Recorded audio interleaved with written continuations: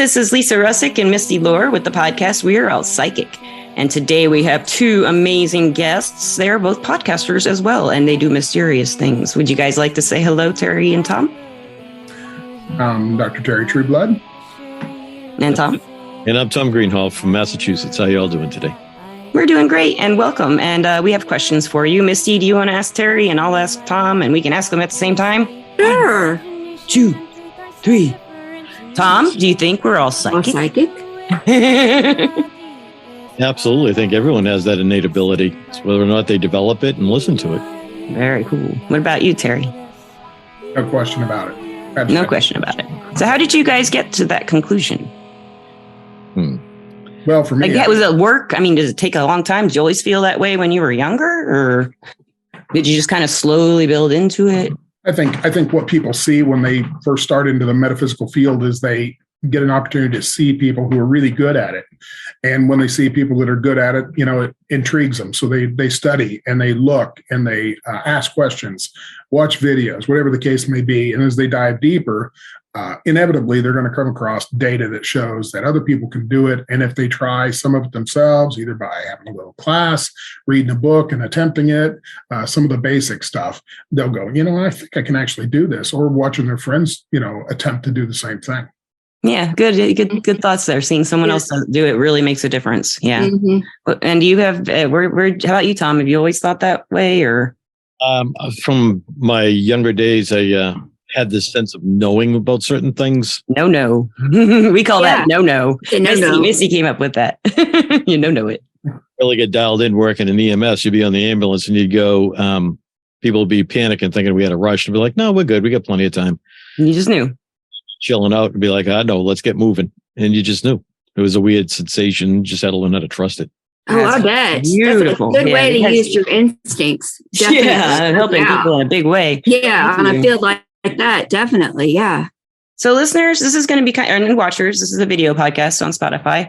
At this moment, we are going to say, close your eyes. A big thing is about to happen. Close your eyes. Oh, I just had this dream. I started a podcast with these two men and Misty. But then it was like something weird was going on. Like they started a podcast about us or something. I don't know. I think I'm just going to go back to sleep. It's just podcasting too much, I guess. Not enough or something. Well, you guys started a while back, and what have you seen that's been interesting to you as you go do your podcast? Oh gosh, everything, Misty. I don't know. We have had a lot of weird things happen, right, Misty? Remember, especially in the first year or two, a lot of weird. Of course, how would you expect? Now, as we did, we've done this podcast for 3 years, and it's kind of maybe over 3 years now. But that crazy stuff has kind of calmed down, like the weird stuff in the audio, the things, nothing working, stuff like that. Mm-hmm. That's the fun. That was really cool. And it was like, I don't know why it happened in the beginning so much for the first year or two. And then it's just kind of stopped and we don't really have that problem anymore. I think it's because we know what we're doing now. Yeah. I think that before we didn't, and I think we didn't stop it because this is what we were meant to do. We were meant to do the podcast, and we were meant to teach people, and we were meant to learn from people. It's just, that's all I can say is it was meant to be. That's what it feels like. And we actually talked about destiny and free will in a podcast recently. Mm-hmm. And it's kind of an interesting topic. We haven't, we dug around in it, and I don't think we got anywhere with it, especially we don't know, of course. There's no manual guide that says, yes, you have free will. Yes, you have, so we kind of got to the conclusion in that podcast where the destiny is kind of where the soul is headed, or what you're trying to mature or learn about in life. And so let's say my example in that podcast was love. Finding out how to have a healthy romantic relationship is one of the destinies I'm here for, but I can do it any kind of way. So that would be the free will. The free will will get me to my destiny. Is kind of what we got to in that podcast. So that's kind of Maria. What do you guys think about that? I don't know. I get downloads, high-end downloads, and I write them down. And I did get one on Destiny. I'll have to paraphrase it because I don't have it here in front of me because they're very almost Shakespearean language, if you will. But it basically talked about destiny is what you had pre-planned for yourself to do. And there's key markers that you really want to achieve. But the free will decides whether you get from marker to marker. Okay, yeah. So I like that. Yeah. That's really how it laid out. And that's what I was told from the other side. Okay. So I think I follow that pattern. We do have free will, but there are markers that we really... Is that like that? My guides have explained that's what deja vu is like when we're syncing up exactly with something we planned.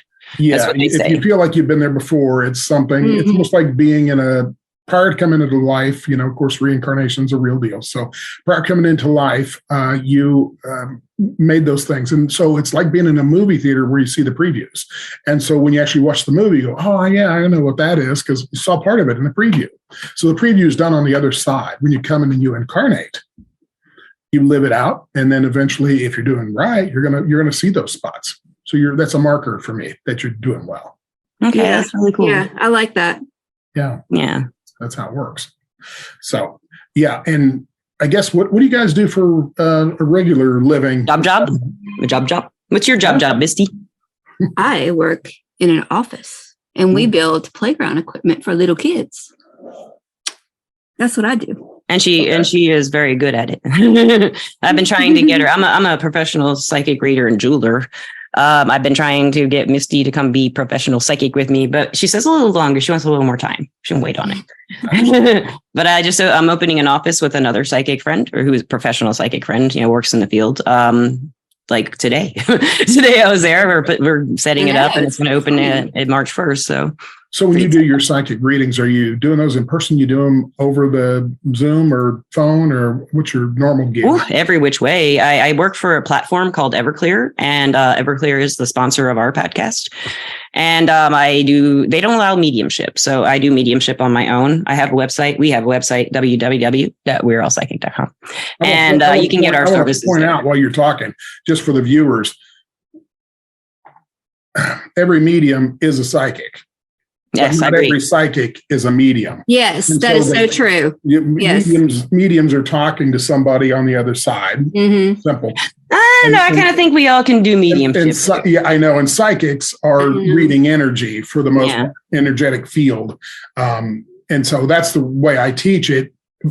Can everybody do mediumship? Well, I think so. Some say yes, some say no. Everybody has had visits from dead loved ones. The ability to practice. You're just getting into the energy field. So yeah, and the spirits are in an energy field too.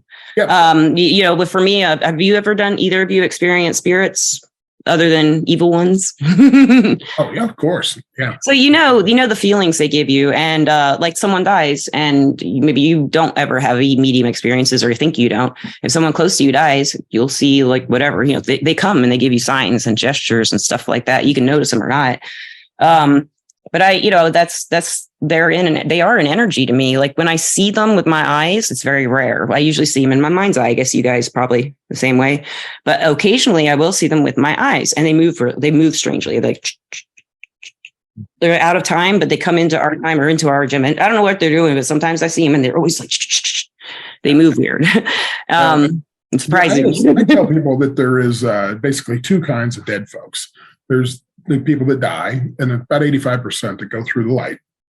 And then the other 15% that don't for a number of reasons. One, they want to communicate or they want to do something, but they're basically earthbound. There's the ones that go bump in the night. Ghosts, what we would call ghosts. Yeah. Mm-hmm. And so if you're getting good quality data from somebody, it's somebody who's went through the light and still wants to communicate with you. But if you're getting things that go bump in the night and it's a negative experience, it's somebody who hasn't crossed over. And so the longer they stay away from crossing over, the more lost they get and the more troublesome they become. So why don't you think they cross over? Well, honestly, I believe that they have either religious beliefs, some kind of social conditioning to believe that they're going to go to hell, and they don't want to cross over, or they have some communication that they really want to get to a loved one before they go. Sometimes they just want to wait for some of them lost. Yeah, some of them were. Yeah, and what they look like, I call them they're in the gray. So the gray are the people that do have the blinders on like this, and they're looking like this. They never actually look up. You have to tell them to look up if you want to move them across. They've got to see their light, and they got to be able to go there. And you can have them say a few words to get there, but really it's as quick as thought if they really want to go. You have to want to. Sometimes you have to have escorts come and assist them. So like guards, like police officers. I would call them something like that. Listeners, they are on our end. Maybe a little more on my angelic police officers. So yeah, it's fun stuff, no question about it. It is, yeah. And you guys have gotten into some of the more scarier stuff that when we talked before the podcast. Especially, I don't go looking for it. It does happen sometimes. Yeah. But what do you do about those more? I mean, listeners, he was telling us that on our end, he was telling us before Tom joined us about an exorcism he performed, and it was just fascinating. You probably talked about it on your podcast, I'm sure. But we haven't had them too much. I really don't talk about them. Really? I just do them, and I don't really. Yeah.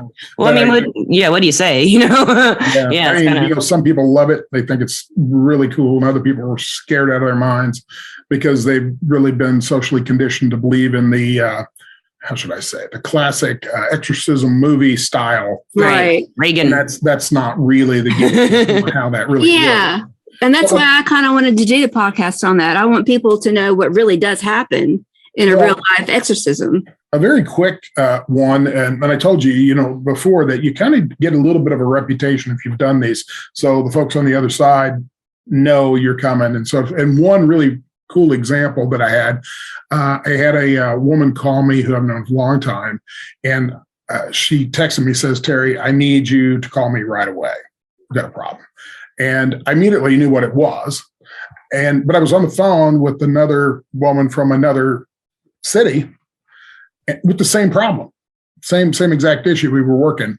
And so I got done with that phone call, and then she'd already said, "You can disregard."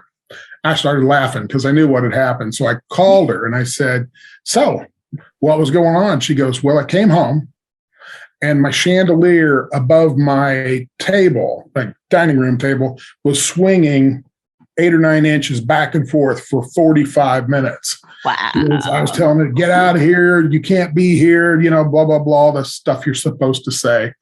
And I started laughing and I said, "So when did it stop?" And she goes, "When I hit send." And it went, boom, stop, dead. And then you're like, "You're welcome. Thank you." You know what? I have to ask you something, Terry and Tom. What do you guys think about the higher self? Because it may be your higher self doing it. Is that a possibility too? With some help? Yeah, I mean, it's a total production from stem to stern. You don't run alone. Yeah. You're never alone.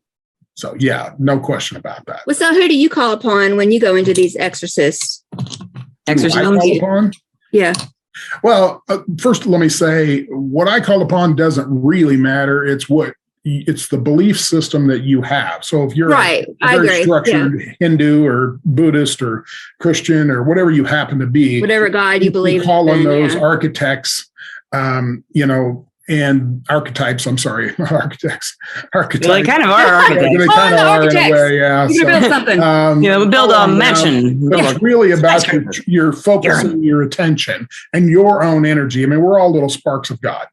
So if you realize the power that you have and what you have access to, how you access it is completely up to you. Yes. It just usually comes from what you've been socially conditioned to believe from a little child.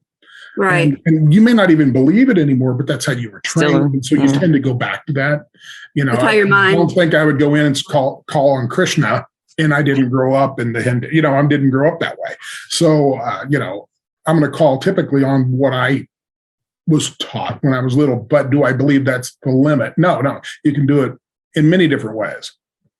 However it works, right? Whatever works. Yep, there's a lot of ways. So when these people, let's say this woman who texted you, she hit send and it stopped. Yep. And you and your team came in and just, what was so different that she couldn't?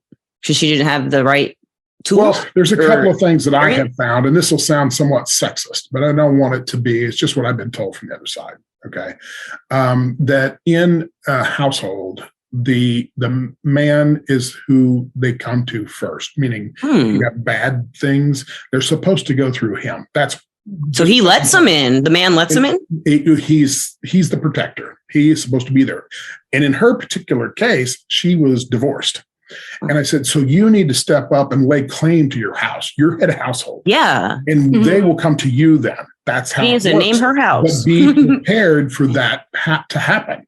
And so we had done a ceremony maybe a month before that, just a real brief thing, where she laid claim to her house and everything had to come through her. It wasn't going to take her kids or any of that kind of stuff. It was going to be her. And so it did. What happened? And you heard what happened.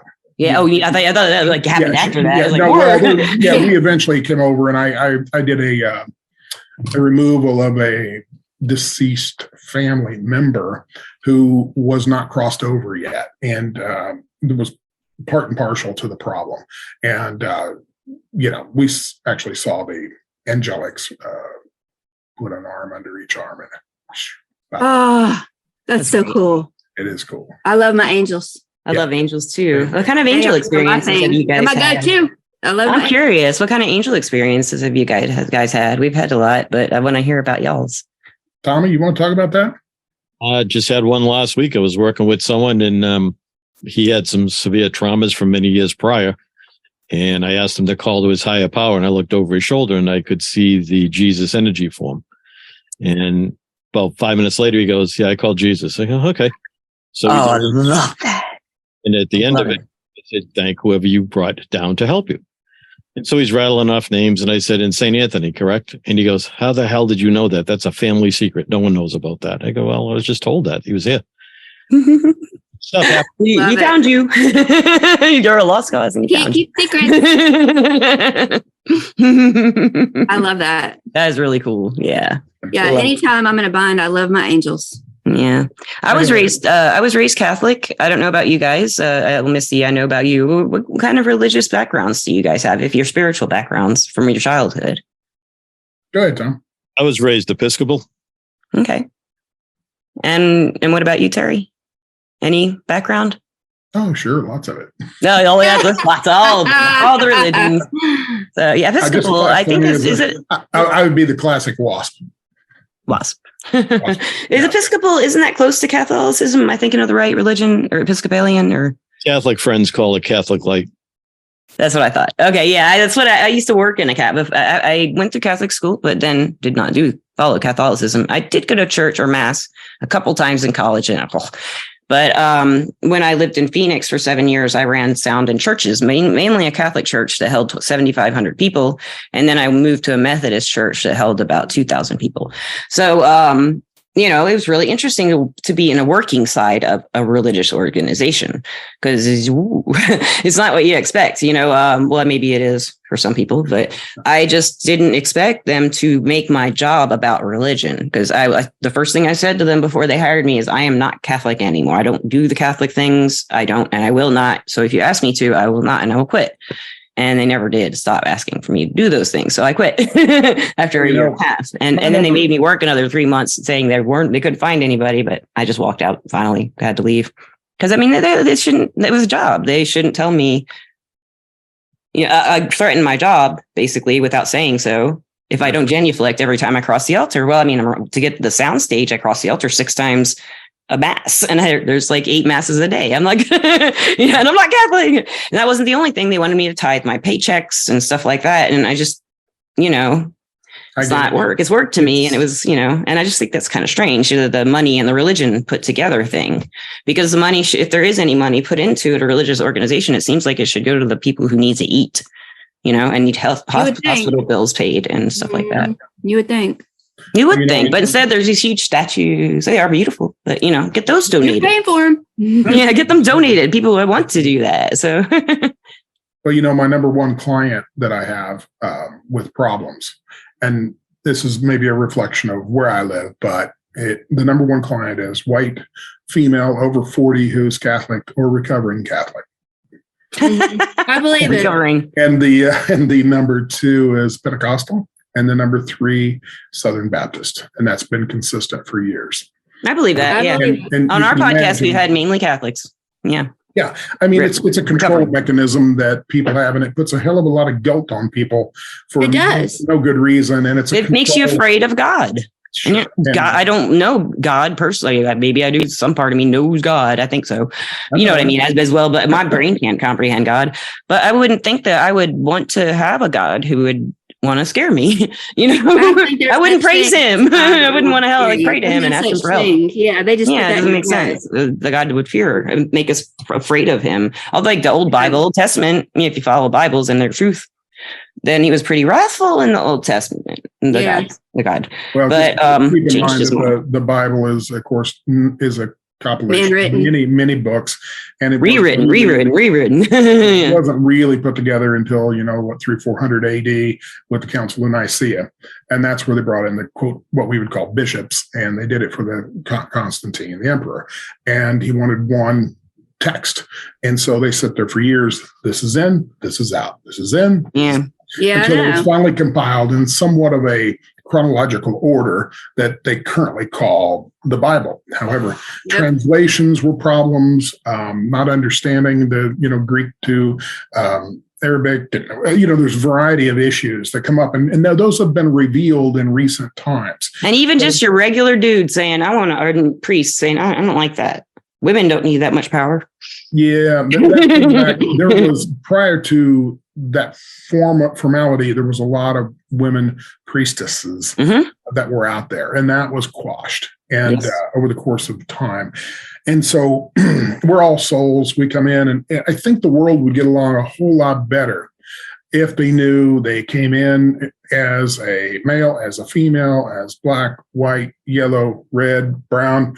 We have all been all of those things. Yeah. And I totally agree. Jesus said, masters treat your slaves well, slaves treat your masters well. The reason he told that was because you're going to reincarnate. Next time you will be instead of the master, etc. I totally agree with that. Yes. Thank you. Thank you very much. That's the reason that stuff exists. But until you learn the metaphysical reasons of biblical writing, it looks like you can't understand it. And I always said to my folks, listen, you absolutely have to believe and understand reincarnation before you're going to get into any higher level of consciousness. If you read the Bible without understanding reincarnation, it is a bunch of gibbledygook, and it doesn't make sense, and it doesn't, it never will. And when you say an eye for an eye, that doesn't mean a physical eye for a physical eye. It's talking about you will be in a lifetime where you're going to experience something similar to balance that karma out. And Jesus, he was the one that showed us how to release from the wheel of karma. Yeah. And, I always tell people, when he says, slapping on the cheek is karma, turning the other one and slapping that's grace. I like that. Yeah. Both out, shall we? And then we can move on because the higher levels require that. I guess there's just a lot of angry people out there who feel unfulfilled or crazy. But I mean, I think at the root of meanness probably is a lot of insecurity. And fear. It's fear. On this side of the veil, there's fear and love. On the other side, there's only love. So you can't, here's a plane of contrasts, meaning salt, pepper, sweet, sour, hot, cold. When you add a series of contrasts, that's how you learn, and you learn very quickly. Because while we're in these bag of bones that we currently hold ourselves, that's a very short period of time. We think of it as linear time, but as they say in the Bible, it's Alpha and Omega, and there is no set time. When you go to the other side, there is no time. You can see all those lives at once, and it's a very simple system. We are the ones that make it very complex because we're full of these insecurities, fears, so on and so forth, and we believe what we were taught by our demigods. And who are your demigods? Your mom, dad, preachers, teachers, aunts, uncles, anybody in apparent authority over you as a child. And they're not supposed to lie to you. You just came from the other side where nobody lied. And now you're a baby, you're 3, 4, 5, 6, 7 years old, and people are lying to you. They're saying stuff that's hurtful, and you it's been a long time since you experienced that. And you believe it, and then you take it on as your own, part of your own filter of life. And that's not the case. So we got a special program we use to remove that from your filter system. That's interesting. It'd be so cool. It'd be so cool if people, I don't know if that's what you do, but take someone who's in their 20s, 30s, 40s. I know, I'm thinking younger, 20s or 30s, and see where they have programming. Show them, not programming, but why do you believe that? because I was told. Get them to say I was told or I don't know. And then what are you going to do about it? That's kind of like especially young women and young men in their 20s. Men have it rough in their 20s now because they have to have everything. It seems like they don't have to, but they're expected to. I have 2 young boys, or not young boys. I have 2 young men, sons, and they're challenged by that. I mean, one of them takes it a lot harder than the other one, as far as the duty and have tos, and his soul is crushed by work. But I mean, it's just I think they have a lot of pressure, and I feel like if at that age, maybe, because I'm looking, like I think I told you before the podcast, I'm opening up an office with a friend in town to do readings and stuff like that. And I'm hoping to help some of the younger people realize, especially the ones who had not bad parents, but maybe absent parents or parents who lied a lot, like you said. And they seem to be all alone in the world. I know a lot of them around here, especially women, but now, of course, through my young men, other young men. And they just have no real guidance. They don't have much hope for the future. I get it. We do it all the time. Our generation never had a chance to come in there and do anything legally, we got wiped out, right, Misty? And so, we're just kind of like, well, are they ever going to let any of us in? Probably not. But I think, that's probably why the younger generations in the 20s and teens, they don't know, because what they were taught from people my age in their 40s and 30s, 40s, 50s. That's our generation's interests and important things that we believe in, but we never got a chance to implement it into our society because the baby boomers won't stop they making the laws, they won't let us in. So I don't know. It's I think that might be one reason why they have a lot of pressure on them. They're listening to their great grandparents' generation, and what they say to do, and everything's totally different. I understand if we didn't have an internet, maybe those values would still work, but it's a lot different now. You can know anything, or at least have an idea about something in a minute, You can research anything. Yeah. Yeah. Absolutely. Yeah. Those are the things we do every day. Both of us. We're constantly in that counseling type mode, consulting type mode, seeing clients and, whether it's for spiritual, emotional, whatever, that's really how it works. That is amazing. You can get some real amazing results. You can, and that's why I do the work I do. I want to help people be happy and find out they can choose to be happy. And no matter what's happening to you, you can, if you want to, change your perspective and be happy. It may not be easy, if you're being tortured. That's when it'd be really challenging, I think. But, say I'm, something I don't like is the public mall. There's a lot of people there. I could change my perspective and say, I love the mall. I will fight that if I keep telling myself I love the mall. So I have to find a way to make it acceptable to myself, And I'm really good at that too. I'll just try different angles and stuff with, the thoughts can really, you guys know the tarot. The tarot says the swords are the thoughts in the air, and thoughts are bad in tarot. But I don't think so. I think the thoughts kind of can get us if we use the Ace of Swords, not incorrectly. We can cut through any obstacles and restructure our thoughts with our thoughts. So, and behaviors and stuff. We know thoughts are things. They're real. Yeah. And they're focused. They come to life. They're focused energy is what they are. Yes, intention. All the cards do is allow your mind to focus. And then it, will basically send out a message for whatever it is that you desire. So, one of the, getting back to some of these things that we do, I'm a master hypnotherapist as well. And wow. I love that. And regressionist. Yes. Misty loves that. Yeah. Hypnotherapist.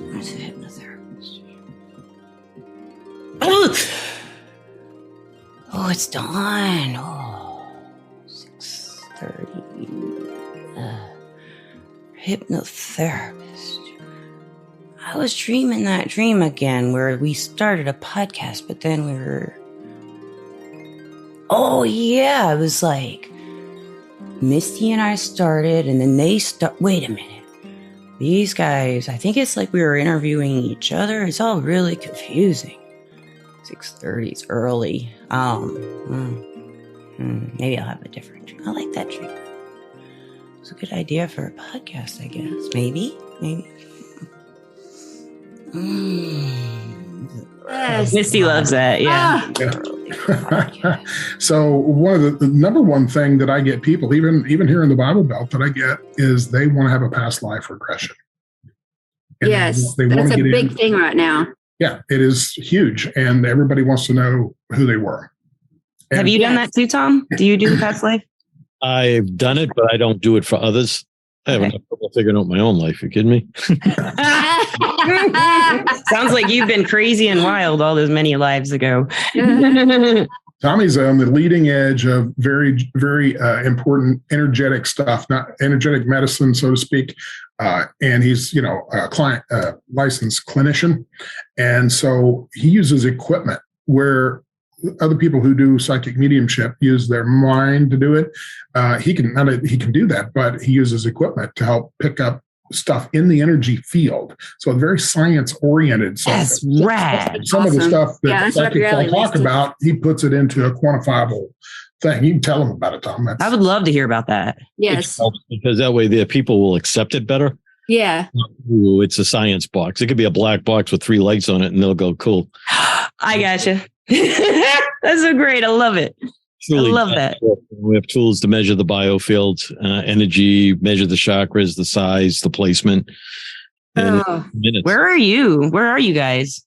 I'm in I want to go. I want to get that done. Illinois? Yeah, I'm in Southern Illinois and he's in Massachusetts, near Boston. Okay, and you're in Massachusetts. Okay. Yeah. I have family in Philly. I might drive up there sometime and skip on over to Massachusetts. Are you in Boston by chance? About 15, 20 miles northwest. Well, my boyfriend's been dying to go to Boston and see the ballpark there for his whole life. So is it Fenway? Is it Fenway Park that's up there? Okay. We're going to be up there probably in the next year to see Fenway Park, hopefully in the next year or two. So I'll look you up for the tour of the wall, the Green Monster. The what? For the tour of the Green Monster. It's the wall in the outfield. Oh, I didn't know that. See, he would know that. He would be like, oh, I'm learning. I'm learning sports. That's really cool, Tom. I bet that works amazingly well.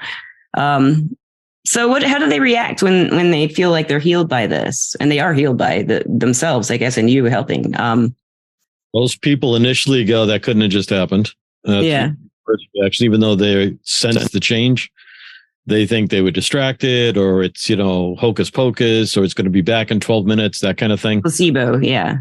So I make everyone call me within 3 days and tell me where they're at. And it's always interesting. Yeah, it's still gone, but I know that you just distracted me. Okay, that's good. Yes. Oh, I did that in the last 3 days, but that's okay. And however you did it. I'm finding more people, because I predominantly work with first responders and military folks. More of them are open to this whole idea of the metaphysical world now. Military, especially when I'm professionally reading on phone lines, military call all the time. I love it. Military people really need that kind of help. They really do. And that's amazing that you're doing it. Yeah, they're opening up to this stuff. So that's great that they don't have. It is. Yeah, it is. Yeah. Maybe, my hope is we will never have soldiers anywhere on Earth because we won't need them. But maybe that's a little far-reaching in this generation or time period, but it would be nice to be in Star Trek. I don't know if either of you watch Star Trek, but I think if we ever had a replicator created, then we would have world peace. I do believe it. If everybody had a replicator, nobody would be fighting over anything. You can make whatever you want, and everybody fights over objects and money. Well, or power, I guess. 3D printing's not too far off. I've got a 3D printer and it's pretty bad, but I mean, in a good way. But I don't know what, like, use filament and it's like old plastic. I think you can get other kinds of stuff to use on a 3D printer.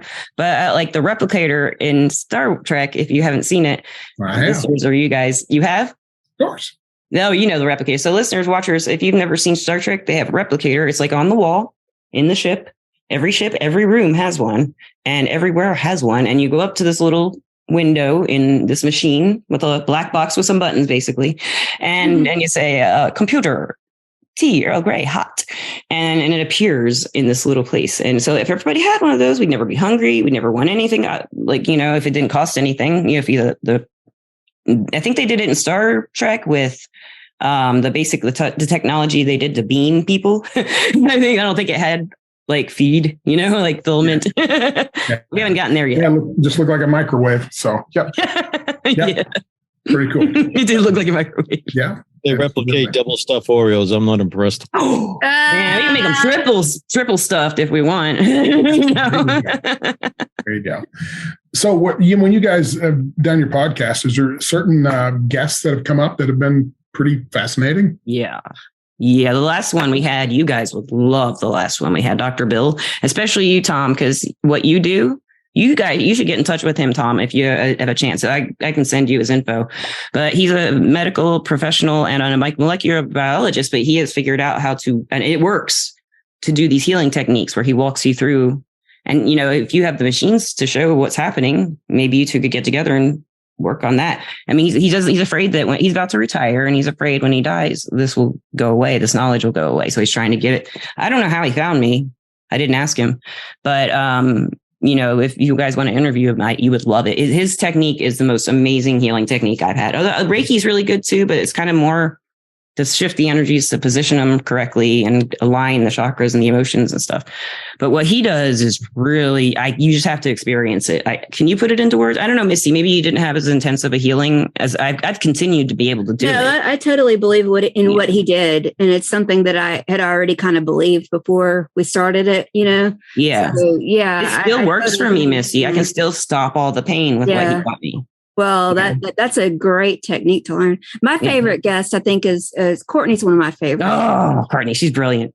And she did a reading for me, guys, and kind of like past life regression, kind of in a way. It's hard to describe how she did the reading, but she was spot on, and she was able to help me in so many ways that other people couldn't. And she was like, she had so much good knowledge. I love her.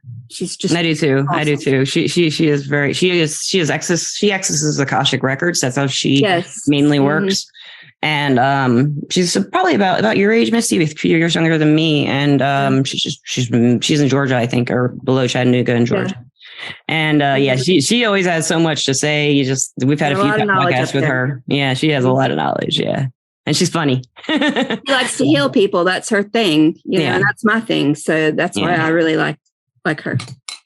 And we had a molecular biologist on, Dr. Maureen Hughes, but she's kind of refocused a lot of her work on Somaveda, which is a Thai system of healing, energetic stuff. And so, she's like a instructor on that. Yeah, like energetic healing. Yeah. Yeah, her background is a molecular biologist.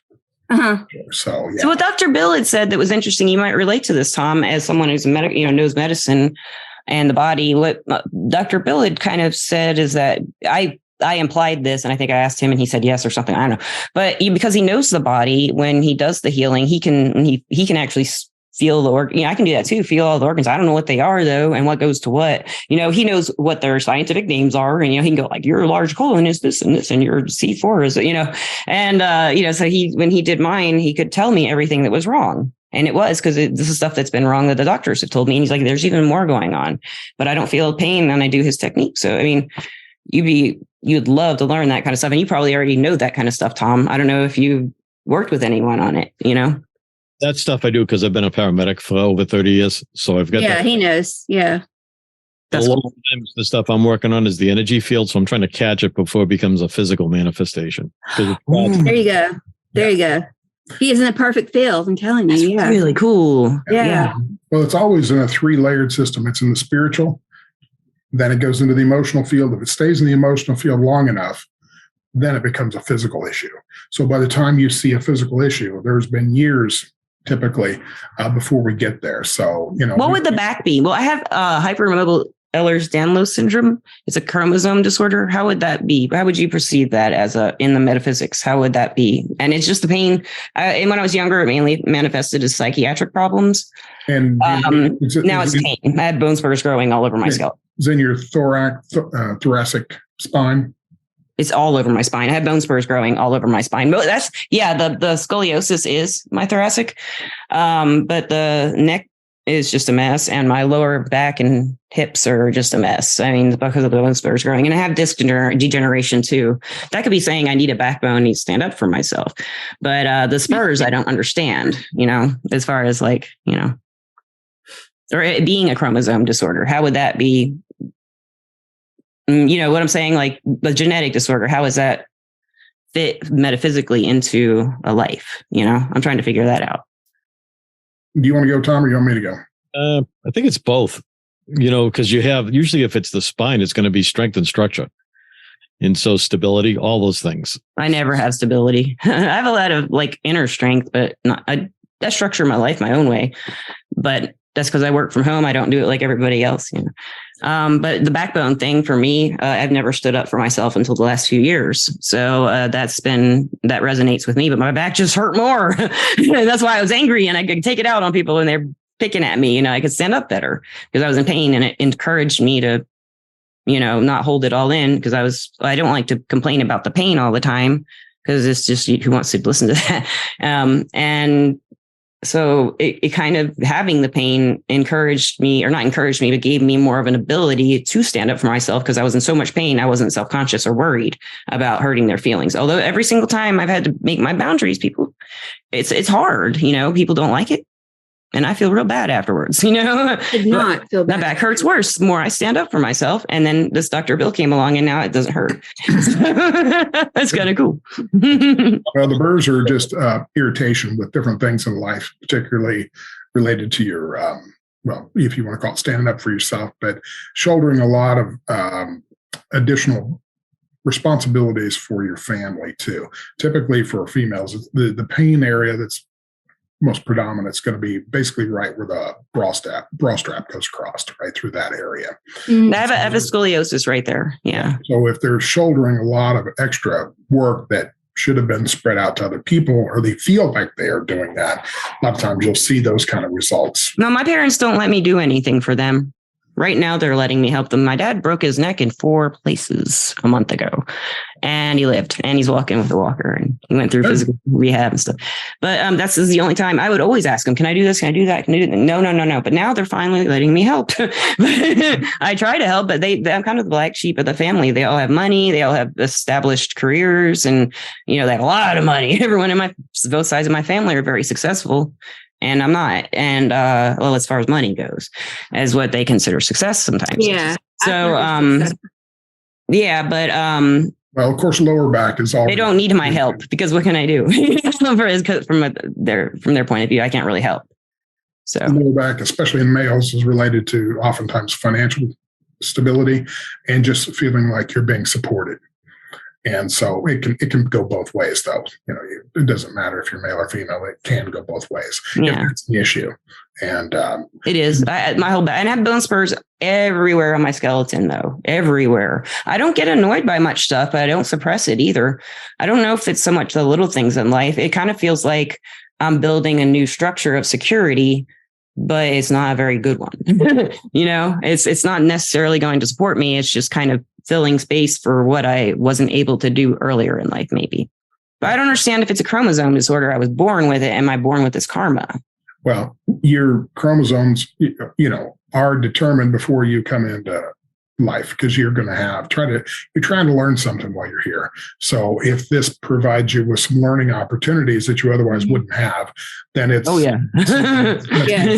patience and medicine. I learned a lot about health because of all the health problems I've had with EDS. You have every health problem, and you know, I've learned how to fix a lot of them with essential oils and tea, because I'm not a doctor. I can't prescribe myself stuff. My doctors don't help me, so.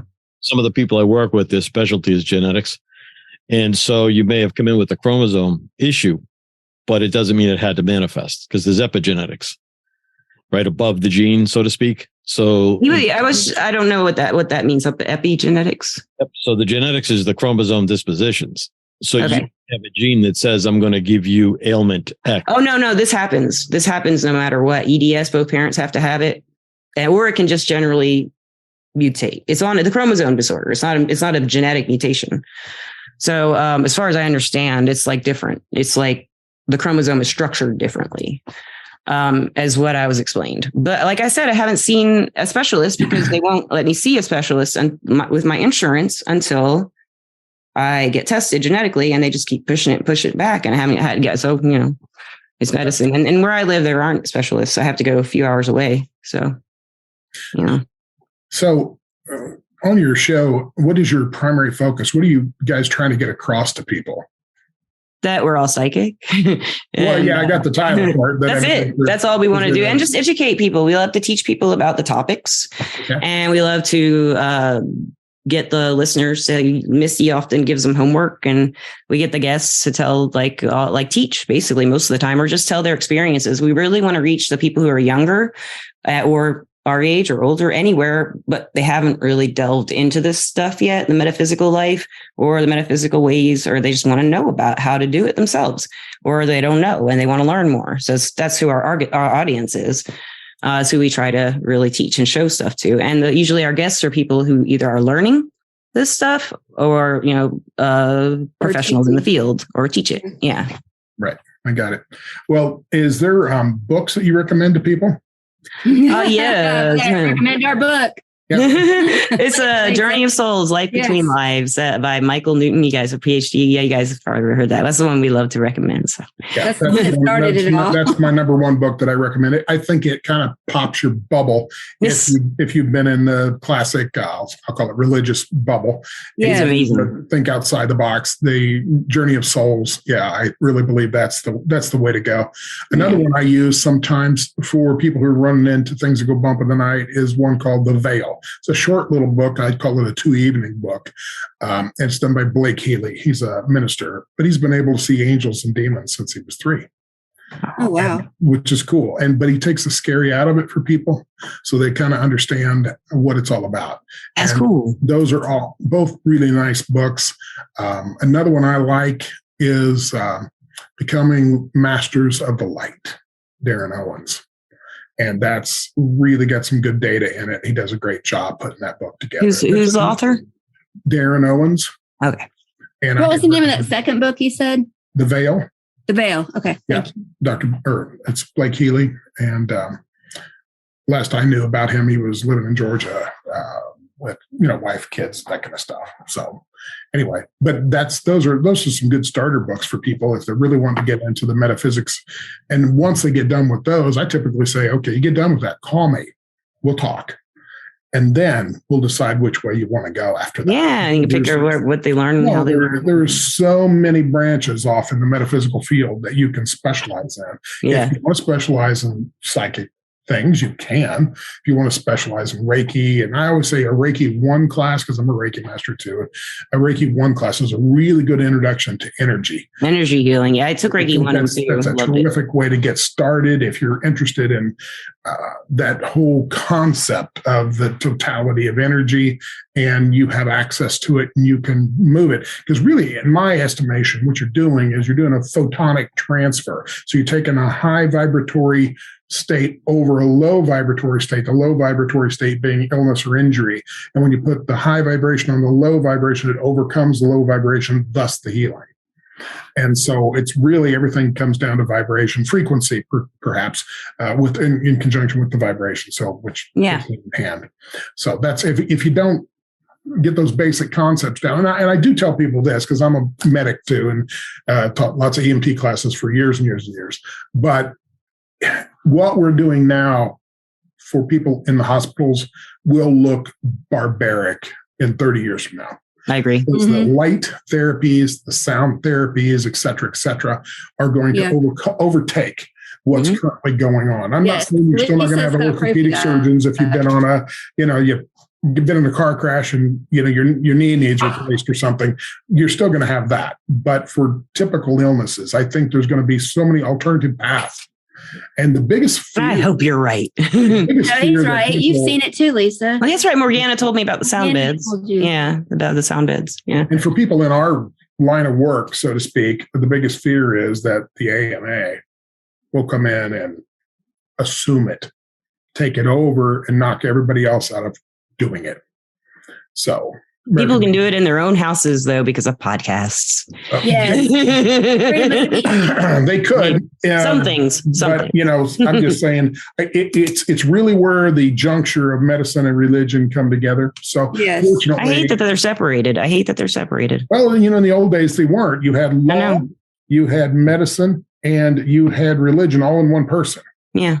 It's typically a prophet or whatever the case may be, or rabbis or whatever. They would teach you how to take care of yourself, be givers of the law, and also, deal with your spirituality and so forth. So, but we broke it into 3 different categories for more focus for each one of them. But they're starting to come together.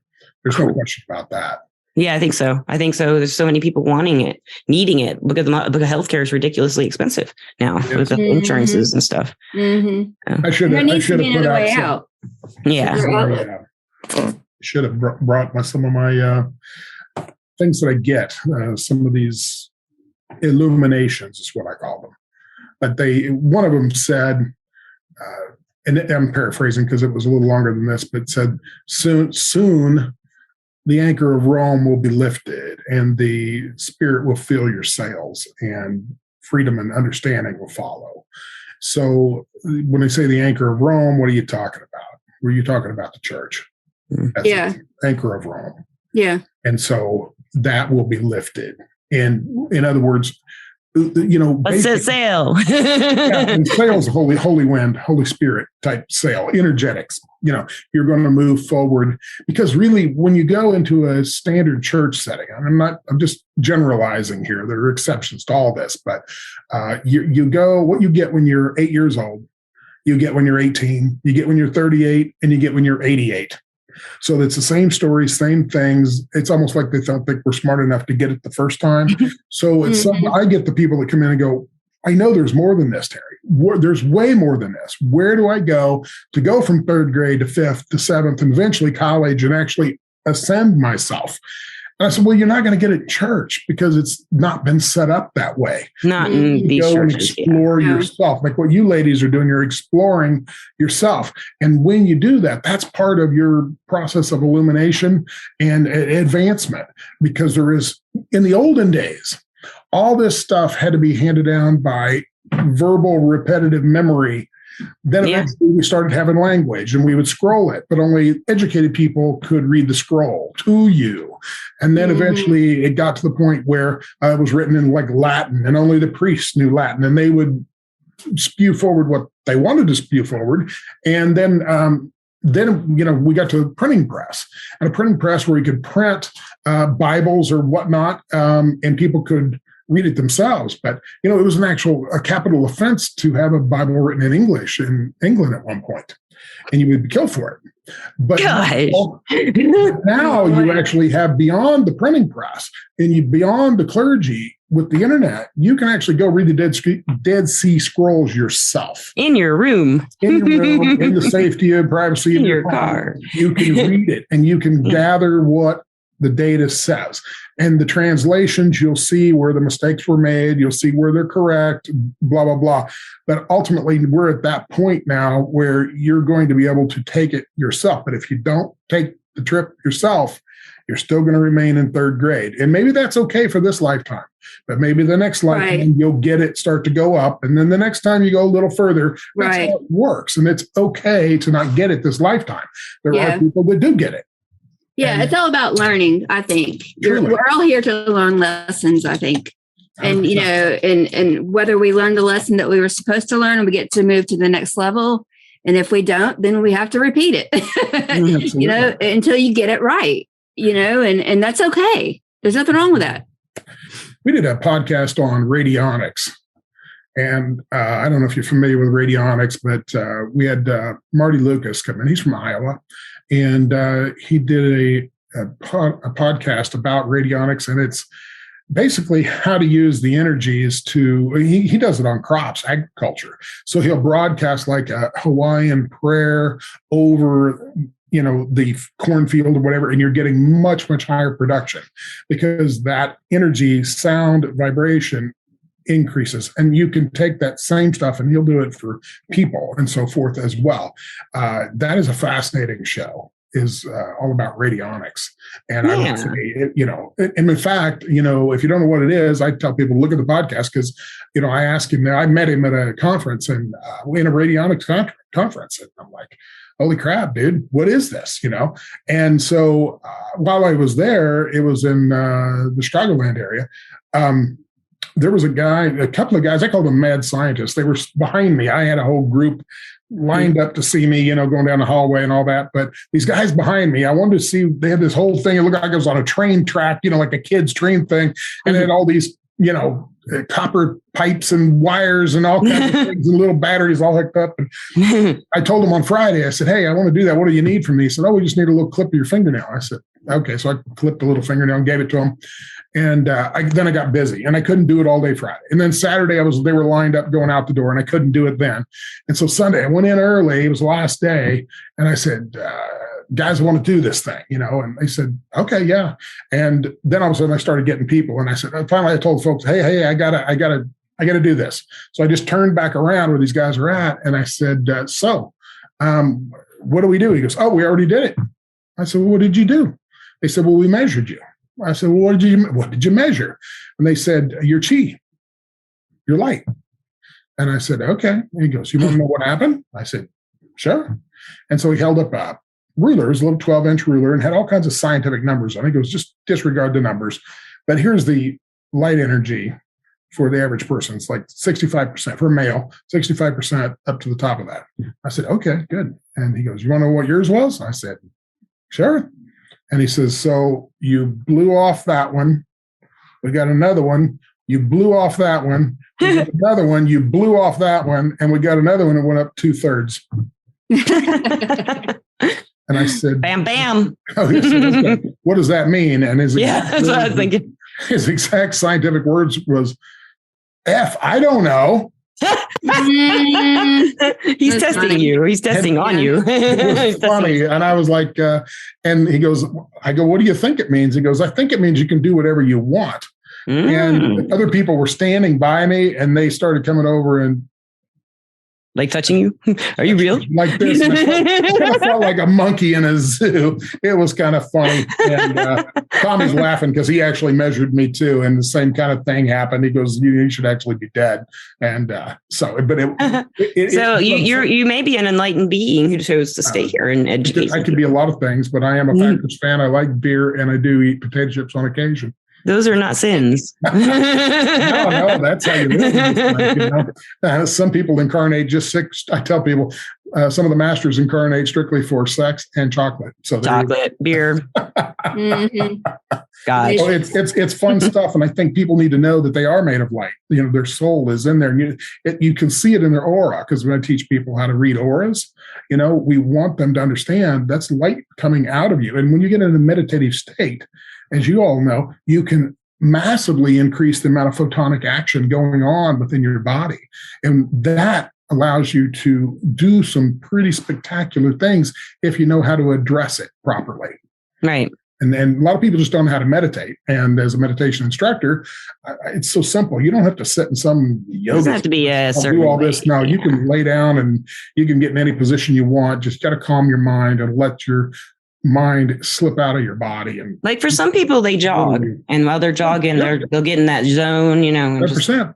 And some people play in music and they'll just get in that zone. It can be anything that just puts you in a form of hypnosis in a way. It's like you drive home in your car and all of a sudden you pull in your driveway and you don't remember. Yeah. How did I get here? That's the form of hypnosis. Yeah. And if you can get your mind into that state and let it drift, and that's why so many people, when they're in their car, they go, oh, they calm down for a little bit and they go, I need to make this phone call and this phone call and this phone call, and they do a lot of their work while they're in the car because your frontal mind's preoccupied with driving, your conscious mind. So the subconscious mind is kind of keep kicking in. And that's why it's all of a sudden, oh yeah, I need to do this, this, and this, and that's cool. Yeah, it is. Just don't crash your car. Pay attention to what you're doing. Exactly. Or another car with your psychic energy. Exactly. That's how it works. So do you guys you want to try to do a little reading? You want to try to read? Yeah, I have to get some cards. I mean, I can do a medium reading, but I don't have my cards with me. Whatever you want to do, whatever strikes your fancy. I'd rather I have my phone. I can use my tarot app. I mean, it works just as well. Let's see what happens. So people get a chance to see what you guys do. Okay. Well, I'd rather get my cards then. I'm gonna go get my cards. I'll be right back. I'm gonna get mine. Are they asking me to do a reading in that podcast? Is this real? I had to do a reading on the spot. No, is it? Oh yeah, it's a dream. Oh, it's only 7:10. So tired. I guess I could. Oh, well, doing reading. Maybe I'll do a really good reading in my dream. If I can remember it. Need to do readings with Kitty Quest Tarot. Ow, cats. Podcast.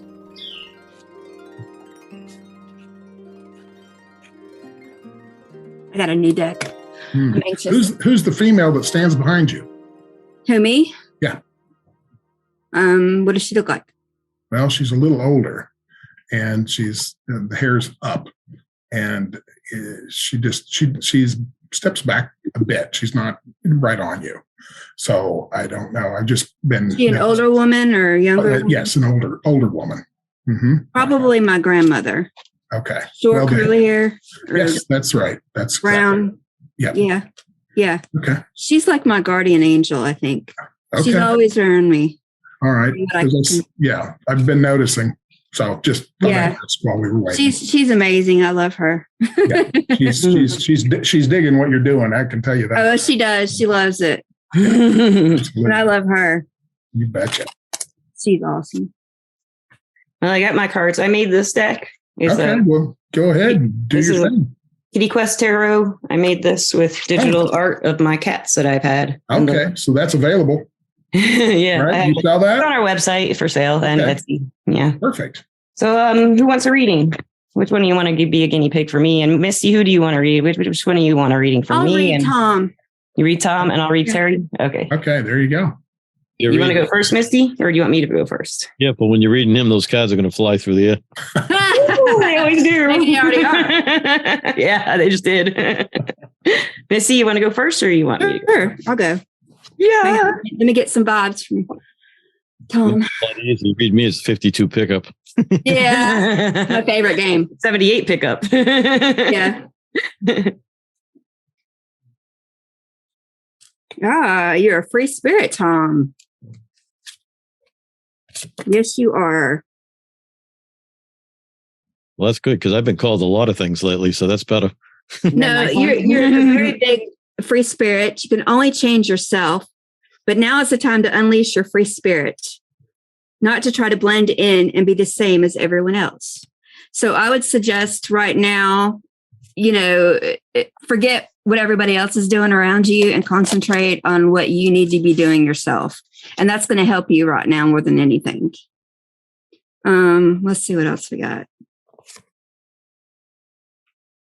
Okay. And I also get the angel card, which is one of my favorites because I love angels.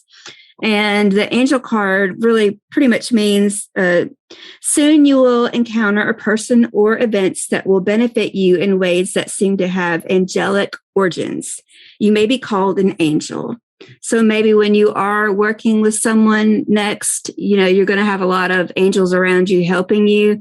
And, they might think of you as an angel too, because of what you're going to be able to do to heal them. Cool. And that might be coming up in your future too, pretty soon. And then it says, I get the Sage card. And that says, look at your situation with mature, experienced viewpoints of a wise person. Examine assumptions about the aging process and mastery. Does that mean anything to you? Means I'm getting older. I better pay attention. Yeah, I guess so.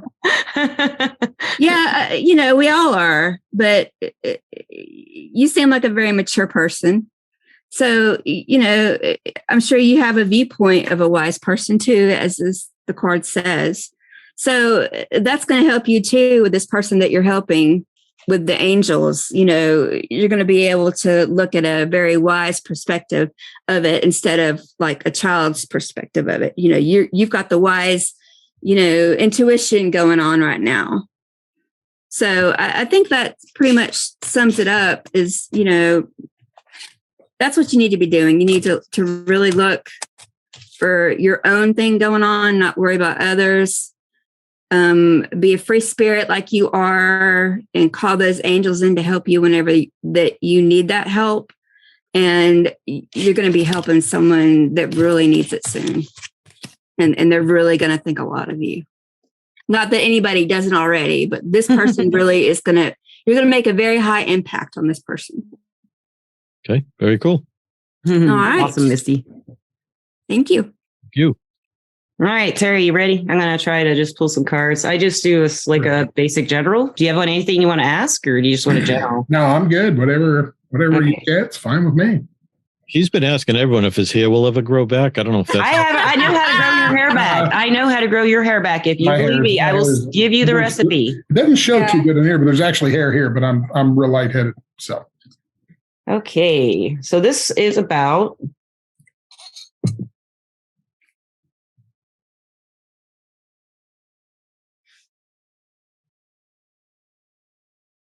Okay, so this reading is kind of talking about how it's about your work. It's saying what's up with you. You're really lucky in work and you really love your work and you're trying to make a decision in work right now. It's about doing something to really give hope to a lot of people. That's kind of what you're supposed to be doing. Or it's to continue kind of unpredictably going through your life and at high speeds. And you can't really decide what you're going to do. And the advice here is not to doubt what you already are driving towards.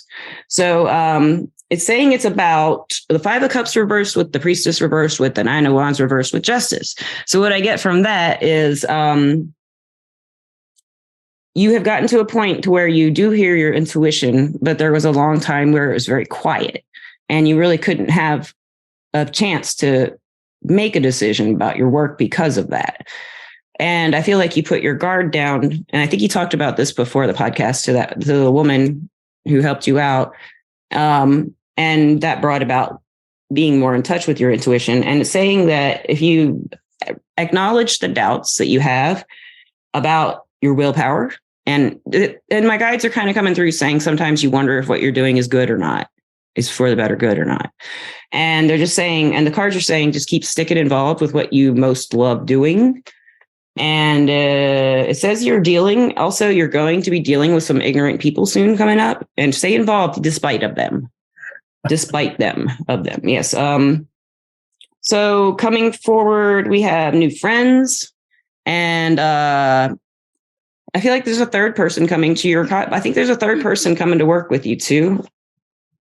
And they're wanting to. We've got them. You might not know them because we got them spying on you. And they really want to connect. So I think there's someone who wants to work with both of you on something. It might not be this podcast. Is it the podcast? It's something totally different. I get the 10 of Cups reversed for a no. If it's the podcast, then I get the Death card. So they want to work with you on something different. Mm-hmm. And I get Princess of Pentacles. I feel like this is usually a female in my deck, but it can be a male. I feel like this would be one of your sons or possibly a student who has ideas, and they're very smart and logical. And I feel like they will come to you through someone you work with, and they're already spying on you because they know of you through someone one of you works with in another format. But is it about the magic? Yes, it's about, he's an empathy advisor, this guy. And I think this is that Princess of Pentacles and Knight of Pentacles. I think this is how you find out that person, through this guy. So this is someone you know from work. He's a cat, Siamese cat. Yes, and he drinks a lot. He's a king. No, he's very sweet and sensitive, good businessman, really knows how to make money, really knows how. And he knows how to tell you like what you need to hear the right way without making you feel bad. So this person is really eloquent. So I feel like that guy's coming along for you guys. I don't know what he's going to want to do with you guys yet, though. I'm still not getting an answer on that. And it's just telling me how long he's wanted to present this to you. And that's all it's telling me. Yeah. So how will you react? You like it. I get the 8 of Swords reversed. And that's like, oh, I've been looking to solve this problem and I've been stuck in my head about it. And this person helps you solve a problem. And it has to do with like kind of melancholy, not making this decision about your work. So maybe he'll help you, give you the direction you need for your work. I kind of feel like that's what it's about. And just like there's some ignorance coming up, just goes through it. That's what I'm getting. And then you get the 4 of Wands. So that's just the celebrations card. And I feel like that's around the time you meet this guy who may want to do something with you guys. So if you have like a wedding coming up or any other kind of events coming up, that's usually the timing for that, with the 4 of Wands. So there you go. I hope that helps out. Okay. Thank you so much. That was awesome. You're welcome. Well, guys, this is cool. We're at our end of our time, so we probably ought to kind of wrap up. And I just ask you girls, if there's anything you want to kind of leave the audience with. Misty? Well, I can provide some homework. I sure can. I think that we all have learned, that today we really need to listen to our inner voices and make decisions using our inner voices as well, and quit listening to those outside voices. And so I think that we should all try to keep that in mind as we go through our day, as we go through our week, as we go through our life. And just remember that, we're not alone. We have lots of angels and God's helping us along the way to make the right decisions as we go. Lisa, what do you think? Beautiful. Listeners and watchers, I would say do something nice for yourself today. Nice. Doesn't have to cost money. Just enjoy yourself and love yourself on yourself, and love yourself. Do whatever makes you feel good. You don't have to spend money, but if it makes you feel good to spend money, do it. That's my advice. And if you guys have any advice for our listeners, we'd love to hear it. Tommy? Yeah, I would just think with the psychic stuff, everyone has that ability, but don't let it be clouded by your wants over your needs. Yes. Good advice. Yes. A lot of people that turn to the psychic world to try to solidify their point of view, and maybe that wasn't the right point of view to begin with. Mm-hmm. It becomes clouded. Interesting. That's good. That's good. Yeah. Yeah. I like that. I do too. Cool. Well, I'll just leave the listeners with this. If you want to get involved with psychic stuff, the girls here will be happy to help you out with their website and so forth. And there is lots of books, but, journey begins with the first step. If you sit and do nothing, nothing's going to happen. You Yes. keep moving forward. And if even if it's in here, even if it's a step in here, even 2 steps back, eventually you'll not take any steps back. Absolutely true. So step Love forward, that. keep moving. Nothing's going to harm you. You're highly protected. And if you're not, give me a call. Yeah, he will hook you up. He will hook you up and make it all good. So I will say, at least on behalf of our side of this podcast, the Metaphysical Mysteries, thank you all for being here. And we'll be back next month with another exciting guest or two. And I'll turn it over to Lisa and Misty, whatever you want to say to finish this out. All right. Well, Terry and Tom, I'd like to say thank you so much. And Misty, as always, thank you. And I'd like to thank our sponsor, Everclear. Everclear is an advice app where you can get advice from psychics and empaths so you can get the clarity you need to create the life you deserve. And lastly, I want to thank the listeners. We love you. Mwah. Bye. Peace out. Bye. See you later.